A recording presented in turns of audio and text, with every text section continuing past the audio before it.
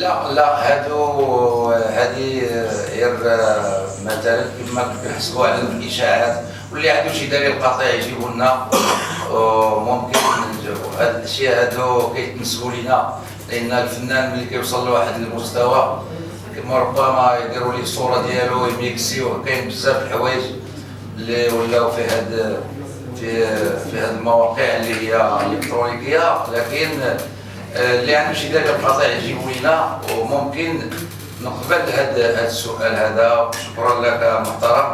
غير كيف قلت لك هو كان الاشاعه هذه ونتمنى تكون صحيح. انا نبغيهم يجيبوا لي الادله القاطعه باش ممكن يامنوا ولاد المغرب كلهم.